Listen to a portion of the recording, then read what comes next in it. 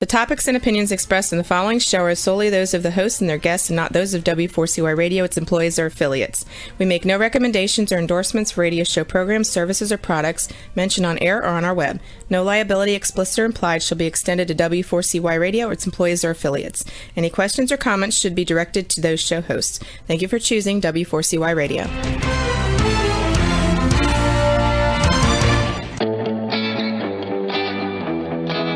Are you ready to take a journey? Let's connect with the healers of the world. It's that time.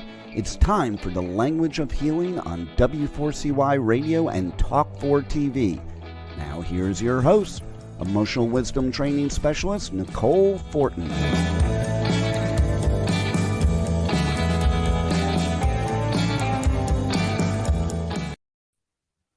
Hello there, and welcome to the Language of Healing.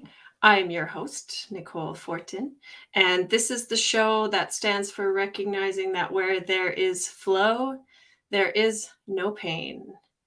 And this show supports you in finding solutions to your stuckness so you can have more freedom, flexibility, and flow in your life, flow in your body, mind, and heart. And so we explore all the ways that we get stuck, where we get stuck, and finding solutions. And today's episode is all around finding solutions to, codependency and narcissistic abuse, as the title suggests. But we're going to dive into more around that with our wonderful guest, who is a specialist in finding spiritual solutions for these things, and how we can gather more information around that, to have a look, more reflection around what our relationship is like with ourselves, and then how our relationships are on the outside as well, and how they can work together. So our guest for today is Adey-Jones, the wonderful and beautiful Del. When she's ready, we'll come on. Hello. Hello. Thank you so much. That's a lovely introduction. Oh, yeah. Well, I'm really fascinated with, all the work that you've done, and you've been doing this for a really long time, and you've studied spiritual psychology, and I'm really interested in that aspect, because there's a lot of talk. I mean, I hear a lot about this kind of idea of like the narcissist and the empath or whatever, right? And so I'm interested to hear your take. So firstly, maybe intro, like, what is that? What is codependency? What is narcissistic abuse? Yeah. Well, thank you for having me. This is, as you said, I've been doing this a long time, and this is a passion of mine, as you can tell. And that passion comes from my own struggles, not just through having learned and studied about codependency and narcissism and narcissistic abuse and spirituality, but my own journey with that. And so basically, to just give you a little sort of outline of what codependency looks like, it's I always say that at the root of codependency is a fear of abandonment, and also incredible amounts of shame. And that usually originates in childhood. We've usually experienced some type of sort of abandonment or abuse or neglect.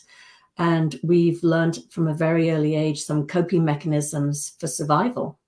And, when we're children, it definitely helped us survive the environments we grew up in. But some of those coping mechanisms are now sort of still running the show and ruining our lives, believe it or not. So from what went from helping us survive is now actually ruining our experience of life. So some of the common traits of codependency, as I said, is that we didn't get adequate love or when we were children, or care. So the message we get is that there's something wrong with us, that we weren't worthy of being loved and cared for adequately. So we have a terrible sense of low self-esteem. And the other thing is that because we didn't have like secure attachment when we were young, we constantly look to others for security and for validation So the things we didn't get as a child that would normally have us grow up into being these healthy adults, instead we're constantly sort of wanting to attach to somebody else, even if they're unhealthy. We're so sort of dependent on them that we think that they're our source of love and security, which, you know, we obviously know from a spiritual perspective that's not true. Our love and security come from within us, not from out there. But that is one of the misunderstandings. I always say that I had so much self-loathing and so low self-esteem that I would look to others to complete me, as I say. So anybody that appeared to be strong and confident and powerful, I was like, I wanted to be with them because I thought they had things that I didn't have, traits and qualities, which again, we all know is not true. We are all spiritual beings and we all come onto this planet with exactly the same, traits and qualities. The other thing is, we sometimes as children, we've had to become the parents. You know, we've settled for crumbs and we put our parents' needs ahead of our own, which is definitely the wrong way around. If you're, you know, a child's needs should come first. So we're trained from a very early age to always put other people's needs ahead of our own. People pleasing is a huge thing. I'm trying to think some of the other classic, like I said, for sure, low self-esteem, dependency on another person, being a people pleaser, settling for crumbs, having very weak boundaries. Again, fear of abandonment, where we want to secure somebody's love. So we're always forgiving and adjusting and making it okay, even when our insides are screaming, this is not okay. So that's a little sort of overall codependency. Yeah, how, like, I can see how that could form throughout. Yeah, happens early. You develop these coping mechanisms or ways. It's like, oh, when I do this, maybe I get more of what I want. Or when I'm a good girl, when I'm quiet and I don't rock the boat. You know, mom and dad are happy with me, so I'm gonna be, you know, a people pleaser, a chronic people pleaser. I can totally relate to that because, you know, I've been more, you know, like that passive kind of, oh, don't worry about me. Like I'll adapt. I'll be the amoeba that blends in with everything just so I can feel like accepted, secure. Like I you know, I think that's something maybe a lot of people have on like a subtle level, right? Light is sorry. Yeah, it is. Like you said, you could have had a relatively sort of normal childhood and still have developed some of these just because of the sensitivity. You might not have been necessarily an abusive situation, but you also mentioned one other thing I want to mention, which is that needless and wantless. Because sometimes I know the message I got as a child was, you know, my needs were too much for my mother. She had to cope with unusual circumstances, and so normal childhood needs were just too much for her. So I got the message: to be safe, to be loved, to be connected to my mother, I needed to be needless and wantless. And as you can see, some of the things we've talked about, that, you know, dependency on an outside validation, that being needless and wantless, always putting other people ahead of ourselves, that sort of weak boundaries, all of those things invite in a narcissistic type of person. The narcissists are the ones that it's all about me. It's all about my needs. It's a one-way relationship. So rather than choose sort of a person that has some sort of healthy self-esteem, they choose somebody that has a low self-esteem so that they can get their needs met. So it's all about them. So right. And naturally, you know, when we look at the codependent, what breeds codependency, I guess, or that external validation, it would be easy to settle in with someone who was like, kind of fit that. It's like a click, lock and click. Like, I call it your teeth match my wound. It's like, right. People call that chemistry, and I was saying, no, it's not chemistry. It's a reactivation of an old wound. There's a familiarity there. There's some, they like you said, that fit, that lock fit. I often say it's like a teeter-totter. It's like you've got the codependent on one side and the narcissist on the other. And on the sort of, in a healthy relationship, both people are sort of equal. But in an unhealthy relationship, the narcissist level of entitlement is up here and the codependent is all the way down there. So you can see the teeter-totter is sort of out of balance. But it's a perfect fit. It is like, narcissist. You asked what narcissistic abuse is earlier, and that is that sort of narcissists believe that they are superior to everybody else. It's their way or the highway. They often appear to be very confident. They think they're there's different types of narcissists. There's the overt and the covert. They show up differently. But some of them are big and flashy, and it's all about me, and everything's an extension of me, and everything's got to look perfect and great. They're very image conscious. And then there's the overt that can be more subtle, but it's still all about them. They still lack empathy. It's still about me, me, me. I want all my needs met in my way without giving very little back. And for the codependent that's used to settling for crumbs, that's just normal.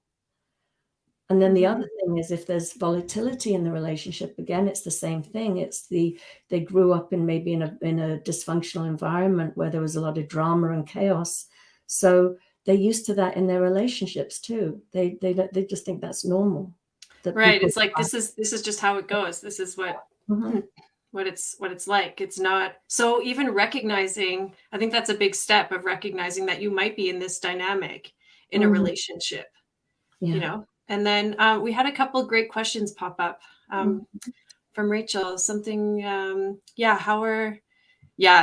hard to battle the inner voices sometimes, thinking the people pleaser made should come first. What are some ways that we can help keep our needs met without letting others silently dictate us? It's a great question. Yeah. I'm just okay. Can you rephrase it? Because I was trying to read encapsulate it a little better. What are some of the ways we keep our needs? Sorry, I'm just trying to, because it came in two pieces. Without letting others silently dictate us. Well, I think I often say to my clients that we really need to raise our own level of entitlement. I mean, we were raised not feeling entitled to have a voice, to be seen and heard, to have our needs met above and beyond our parents' needs, maybe. So we have to sort of, and this is why I call it a spiritual solution, as opposed to, I always combine psychotherapy with, I'm not a therapist, I should say that, but psychology with spirituality. Because when we view ourselves as these, magnificent spiritual beings that we all are, we all come from the same place, the same energy, we're all equal. And it's only in our personal minds, that little chatter that goes on in our little head bubble that says things like, oh, you're not as good as them, or they need me, or whatever the thinking that goes on. We can either choose to listen to that chatter in our heads, or we can choose to listen to that wisdom that's within us that's telling us, hey, we're entitled to be treated with love and respect, and to be cherished, and to be certainly not to be abused, not to be lied to, not to be manipulated. So it's to listen to that inner voice as opposed to this fearful human part of us that has this fear that comes up with things like, but you can't live without them. You have to stay. This is as good as it's going to get. All relationships are like this. All the rational thinking that tries to keep you stuck in these relationships are coming from our little head bubbles, as opposed to the wisdom inside, which is like, no, we're all equal. We deserve to have our, needs met. And it's not and again, it's that shadow. I was so ashamed of being needy. What normal childhood needs I was shamed for. So I pretended to be this needless and wantless person. And, and it's such a lie. I have needs and wants like everybody on the planet does. So just recognizing when we've taken on certain attributes that we all have and decided that they're bad or wrong and shouldn't be expressed. So awareness is crucial. and reflection, I would say.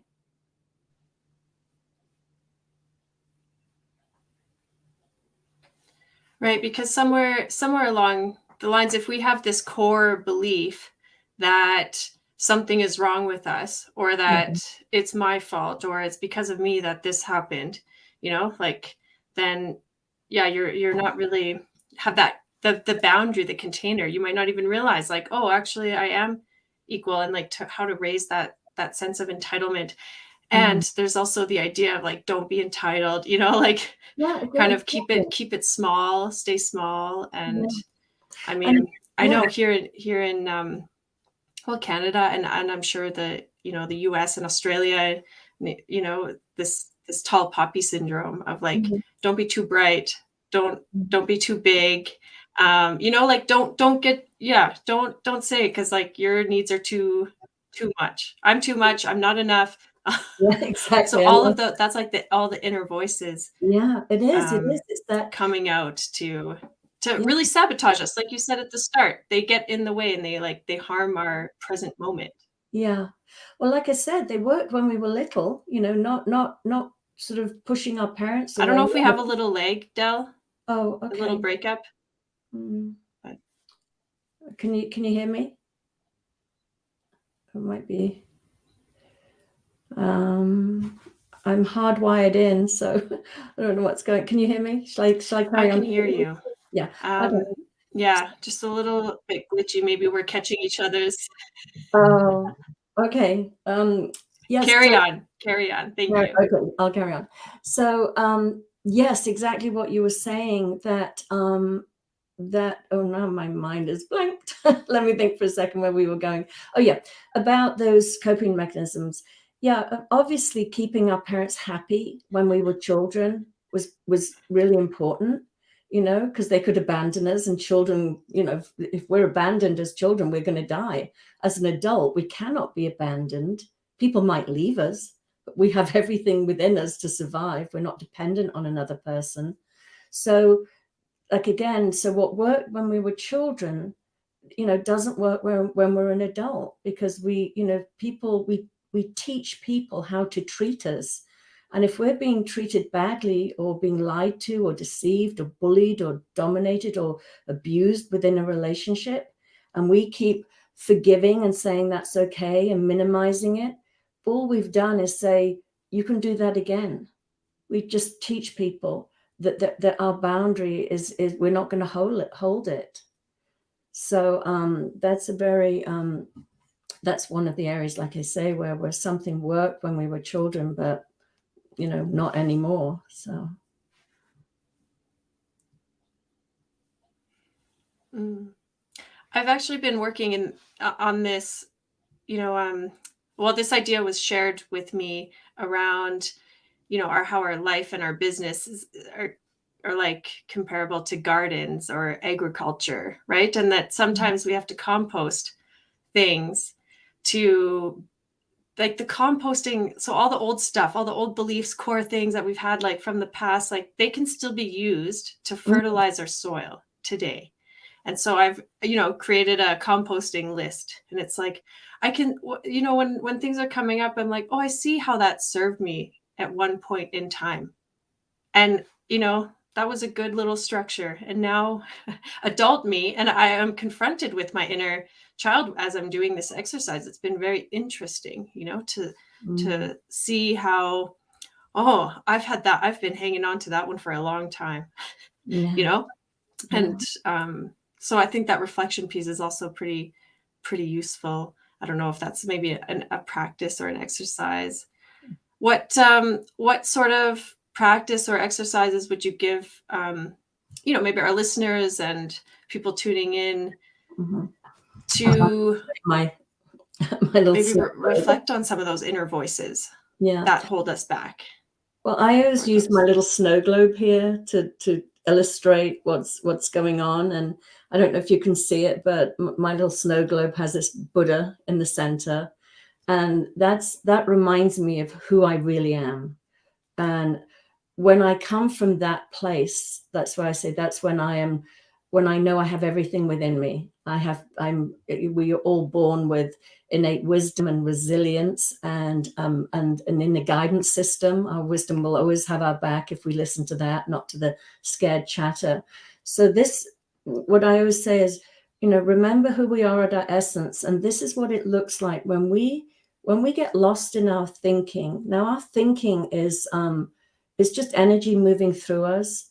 I was in therapy for 30 years trying to change my thinking about myself, my low self-esteem. And once I realized through a spiritual understanding that those thoughts that were telling me that I wasn't good enough, or I was less than, or I wasn't unworthy or unlovable, when I saw that was just energy moving through me, and I didn't have to believe it, and I didn't have to fight it, and I didn't have to struggle with it. I could just watch it and just allow it to move through me, because all that is just static. And I'll show you for a second. When we listen to that, it clouds our vision. It clouds our vision of who we really are. So we can either get up here and start listening to those voices, or and our feelings will let us know when we're up there, because it doesn't feel so good when we're hearing those voices saying horrible things about us. So when we have that feeling of, oh, I'm not feeling so good, I'm listening to some of this negative chatter, I just sort of wake up and then drop back into who I know I am. That for me, that place is it's sort of, I call it either the seat of my soul. It feels very much inside my body. Some people call it Dantian. Some people call it heart, womb space. I mean, there's all these references to it, but that's the sort of seat of the soul for me. That's the truth of who I am. And when I keep remembering that, that's where I feel this beautiful, all is all right in the world. I feel at peace. But when I'm up here listening to this, chaotic sort of chatter, I'm usually, thinking about things in the past that I have regrets about, or I'm thinking about a future that hasn't arrived yet that I've got fear about, or I'm doing a lot of comparing myself to others. But when I just go, oh, that's just energy moving through me, just chatter, chatter, chatter, and I just drop back into that beautiful space within. And that's where you feel empowered. That's when you know that you have a right to be loved and respected and cherished.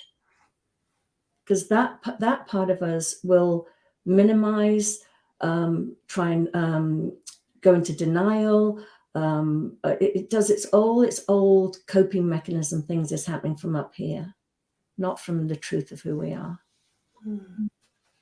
It's interesting how we get programmed with the chat, with the chat, like the upper.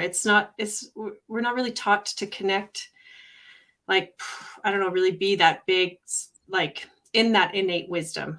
I like how you say that, and then that's when we're not there, we're settling for the crumbs, and we're just picking up pieces to try to feel like centered, but we're so top heavy that so we go on years and years with this.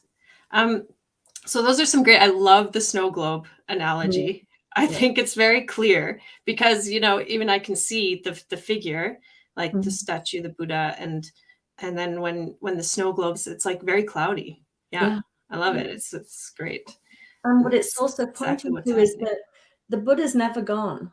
That spiritual essence is never lost. We don't have to go and find it. It's already totally who we are. It's who we are. We're just looking in the wrong direction. We're not looking inward. We're looking up here. And I always say our personal minds, that it's a wonderful thing, as long as it's not in charge. That's not the master. Our wisdom is the master. That will guide us. And then we can implement the personal mind, and we can have strategy and steps and things like that. But if we leave all our decision making to come from this place, and we have some of this habitual thinking from childhood that no longer serves us, it's going to take us in the wrong direction. So it's so clear to me when I'm up here and when I'm hearing the sort of quiet, gentle nudges of my wisdom. And sometimes it's a bit louder. Sometimes it just has to shout at me and say, hey, this is not right. Get out. You don't have to, like in the past when I was in my deeply in my narcissistic relationship. I definitely heard my wisdom just saying, get. So it's wonderful to have that. You can sort of take your hands off the wheel and know that you are being guided for your highest good, highest purpose. So.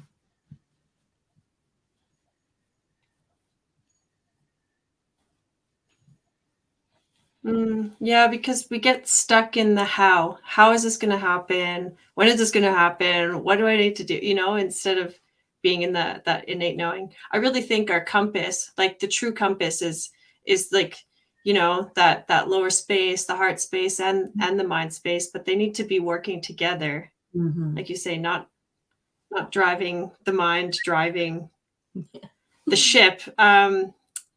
Because that's where it gets a little like sticky, it's sticky in there. It's messy, but the innate knowing, when you're really in your body and in that, like, it's the knowing, it's the unconscious realm. The unconscious realm receives all information. It has all the information, and then, guides our heart and our mind,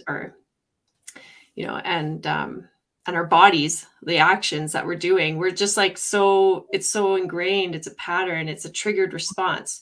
And when you speak about the triggers, I think that's what we're really working with, right? Because when you're in a situation that reactivates that trauma or that wound, the quickest path that the brain makes is like, oh, let's do what we've always done. That's like this easiest, fastest way out of this.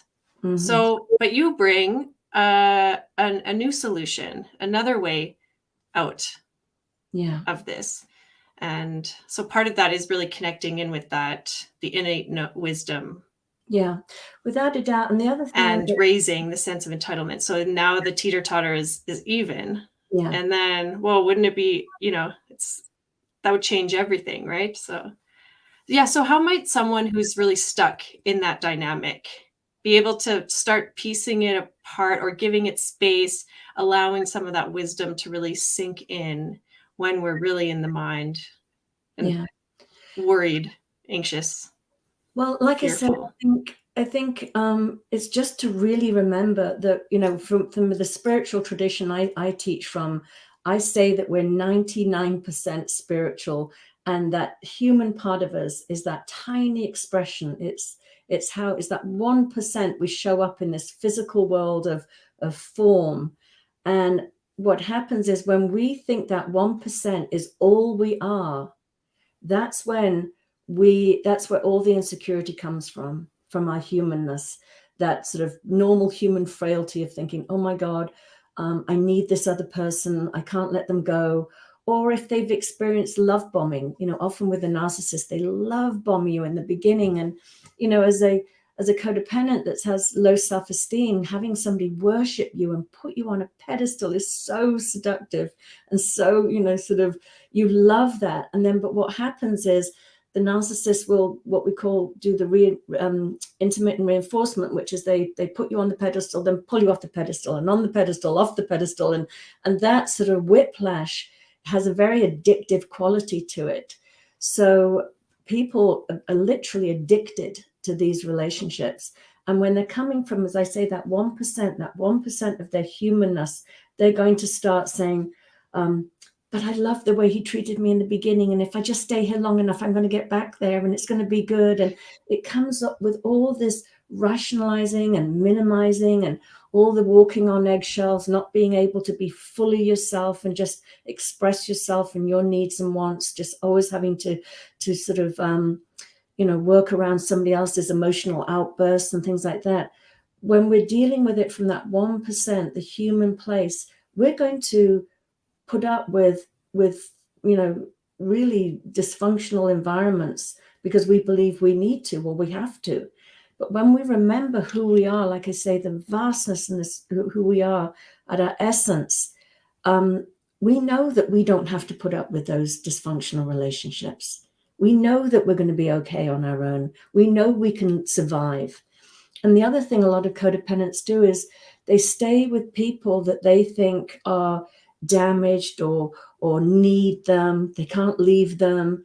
maybe they're addicted or something like that. And again, when we remember that just as we are these spiritual beings that have all this, innate wisdom and well-being and resilience in us, everybody else on the planet has exactly the same as we have. So we don't need to negate our own needs to take care of another. We're often actually getting in the way when we try and fix other people or stay with them because we feel we have to. We're enabling them when we pull away and allow them to tap into their own strengths, their own resilience, their own wisdom, that they're better off in life. So, but as codependents, it's always other people first, other people first. So that's a really important thing to remember very much, is we don't need to fix anybody else. Nobody at their essence, nobody's broken or damaged. We all might have been a bit bruised and bumped by life, but we're not broken and damaged at our essence. And it's just, so that's what I would really say, is just keep coming home to who you are. There's nothing to do on the outside. There's no more trying to find something on the outside. It's all inside. Okay, let me read this here too. In the long run, I learned to thanks, Rachel. Another comment. In the long run, I learned to realize how to express myself without having a second half involved. Once I loved myself, love actually found me. Yeah. Yes. And the thing is, sorry. No, go ahead. I was going to say that when we realize that I hear a lot of people say, how do I learn to love myself? How do I love myself? That question is coming from the human mind. How do I love myself? When we know who we are at our spiritual essence, we are love. We're made from love. That's all that love that we feel. We think it's coming from another person. Oh, that person loves me. It's coming from within us. It's our love. It's our natural state of being that's coming forward and out of us. So it's actually really easy to love yourself when you're in your spiritual center. When you're a human being listening to all the negative chatter, of course it feels hard to connect with the love that you are. But when you really know that you are made of love, it's just second nature. Yeah, that is the second half, Yeah.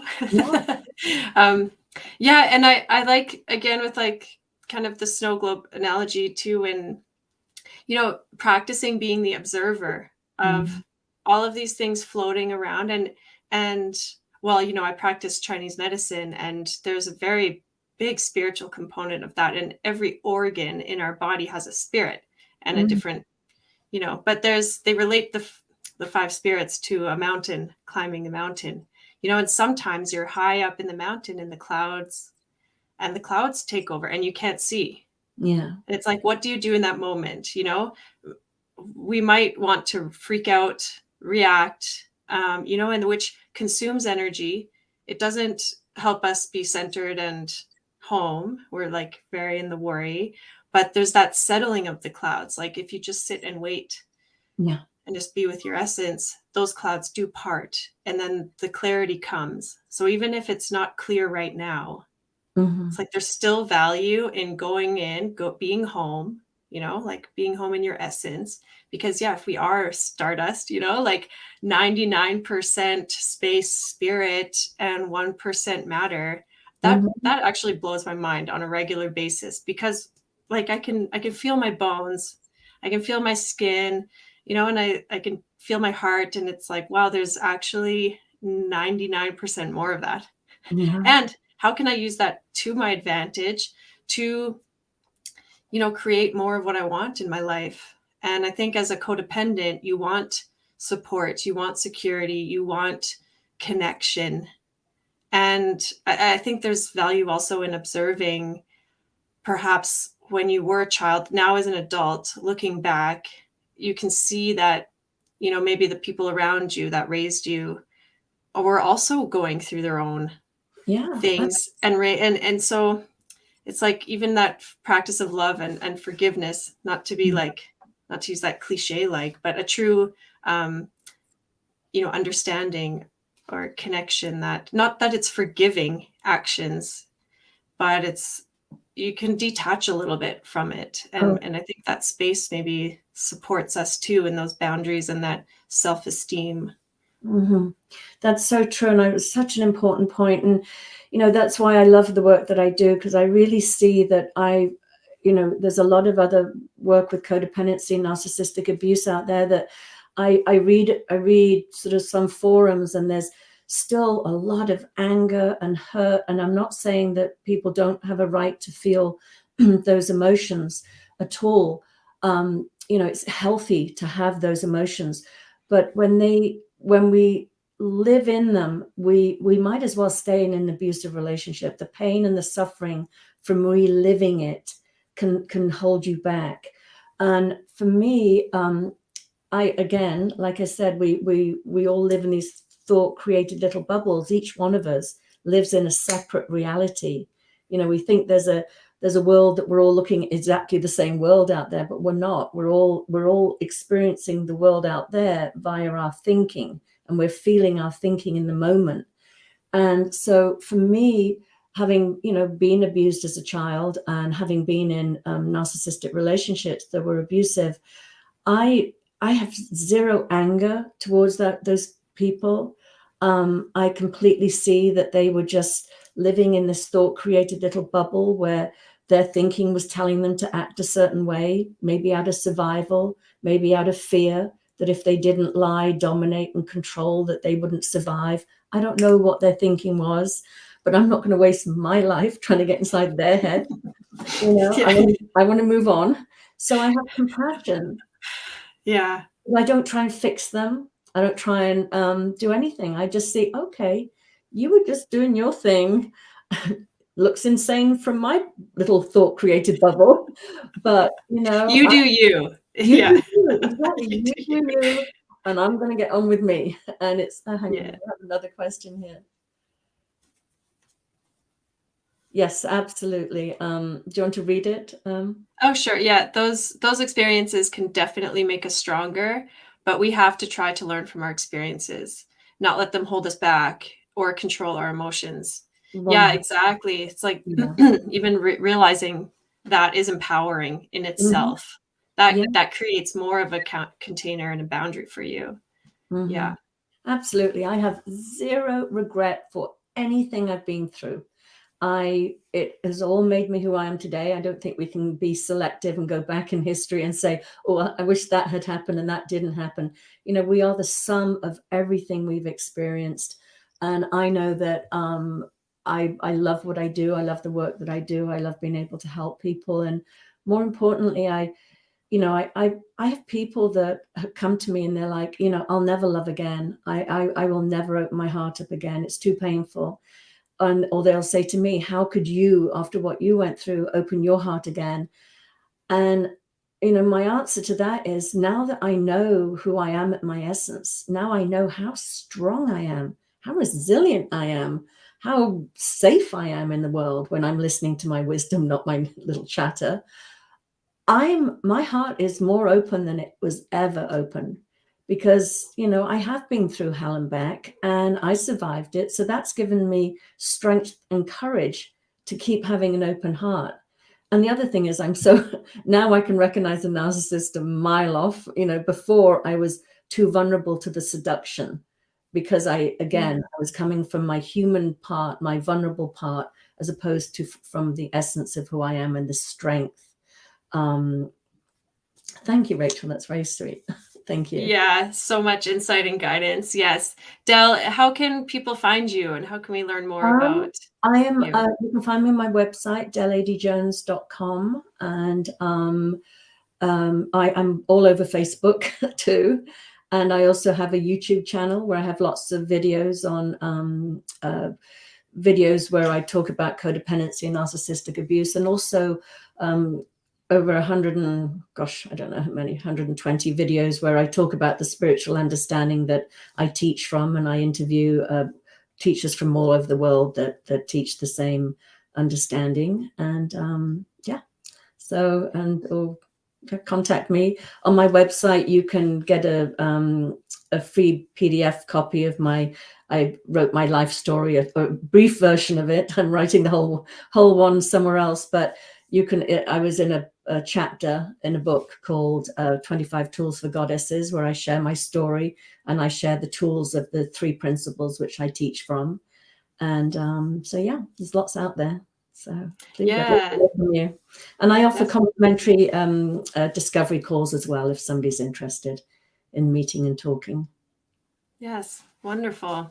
Yes, wealth of knowledge and resources. And like you say, like I read a lot of forums as well. And I still, my sense is that there's still so much trauma and hurt around that. And it's still a really sticky point, Yeah. you know?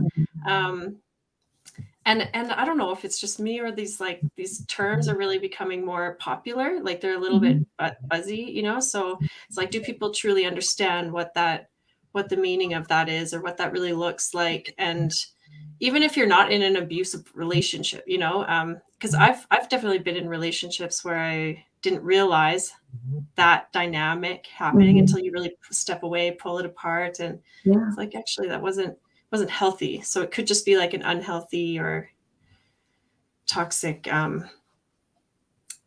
relationship that you're in. Yeah. But no, I totally agree. I mean, just being informed, recognizing the signals, and more than anything, recognizing how, as when we have unhealed codependency, we are, innocently broadcasting to narcissists like, hey, I'm easy prey, come and get me. So when we heal ourselves and empower ourselves, they're just not attracted to us anymore. They're just like, oh, that person's got a little too healthy self-esteem there. I'm going to circumvent them and go for the one that I know I can lie and manipulate and control. And again, some of us don't, not everybody that gets into a narcissistic relationship has low self-esteem. Sometimes it's the sort of high achievers that like a challenge. Or, as I say, as children, if we had an absent, parent, we like what I call it, we like to have a redo. So we're attracted to unavailable people to make a different outcome this time. So we have to be really aware of the patterns that are driving us. And like you said, that little girl, that inner child that's showing up for the job interview, that's showing up on the first date, that's, we don't want a 5-year-old running our life. So the more that we can go back in, see where we develop some of that thinking and see that it doesn't serve us anymore and let go of it, we can show up to life fully, not playing small anymore, not accepting less than we deserve. And our whole life changes. I mean, I've been in the most wonderful relationship for the last 12 years with an incredible man that respects and loves and cherishes me. And I never thought that was going to be possible if you looked at the first 50 years of my life. So anything's possible. That's wewonderful. And I'm just reminded of, when we see these repeating patterns, it's like, oh, here we go again. It's just the cycle we're stuck in the hamster wheel, stuck in the rut. It's like spinning our tires. I think those are good times to really, like a repeat. It's like, oh, you're repeating it because there's somewhere in your unconscious, subconscious that wants to see that information again. Oh, another comment. You have really beautiful and inviting eyes, Del. Your hurt is so helpful for others. Thank you for sharing. Stay amazing. Oh, yes, it's so true. Yeah, you carry this like sense of security and strength and just brilliance with you, and it's a really supportive energy to heal in and with when you're dealing with some of these vulnerable shadow bits. So the spin cycles, I recommend if anyone is kind of stuck or spinning in that codependency situation, to reach out to Del Adey-Jones, and a fantastic resource. Check out her YouTube at Del Adey-Jones. That's DELADEY-JONES.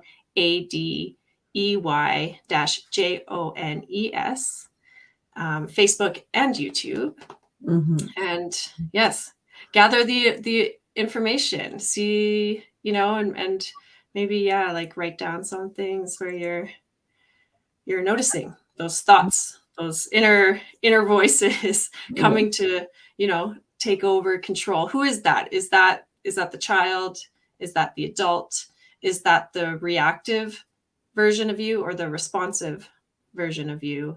And what does your future self want to create? What do you really want to see for yourself? And I think that's where we can tap into this innate wisdom, as Del is speaking of, to illuminate and expand our life so we can attract people, wonderful relationships like you have created for yourself.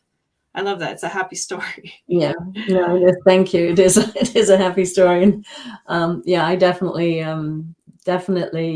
thank you. I love sharing my story. It is, I think people often think, oh my God, if you survive that and you are where you are today, then there's hope for me too. And that's why I love when we share each other's stories and recognize that we're not alone in the world. That's a huge one as well. Often we find ourselves in this suffering and we just think there's something wrong with us and everybody else has got it right and I'm all alone here. And then when we share our stories, we're like, oh my God, this is more common than I thought. And I'm not crazy and I'm not stupid or bad. I'm just human. And I got caught up in an abusive situation. So. Yes. And your powerful story is available on your website too, as part of that free chapter in the 25 Secrets for Goddesses. Yes. I'm blanking on it. The title. The long title is Self-Care 25 Tools for Goddesses, and it's tells my story and it tells how I made the transition and where I am today, and by this spiritual understanding that I teach was really, as I call it, the cherry on top of the sundae. My 30 years of therapy certainly helped me make sense of my chaotic childhood, but the spiritual understanding is really where I found the freedom to show up to life. I mean, I was such a shy introvert and so shame-based, and now I'm just sort of out there doing my thing. It's a completely different life than I used to live. So Wonderful. Thank you so much for joining us and sharing your insights and guidance and wisdom with myself, with the listeners. And so we'll wrap up for today. I would love to maybe do a part 2 sometime. With you, go into more about, because you teach the 3 principles. You mentioned that we got that's a whole other realm to explore. So thank you so much for your time, Del, and wish you all a very happy and safe weekend. Happy Mother's Day weekend, embracing the feminine. And good. So we'll talk soon. Catch up later. And what will you take with you from this conversation that will support you for the rest of your life? Wow, what a show today, and the journey does not stop here. Come travel the world with Nicole every Friday at 1 p.m. Eastern Time as together we become more fluent in the language of healing on W4CY Radio and Talk 4 TV. See you next week.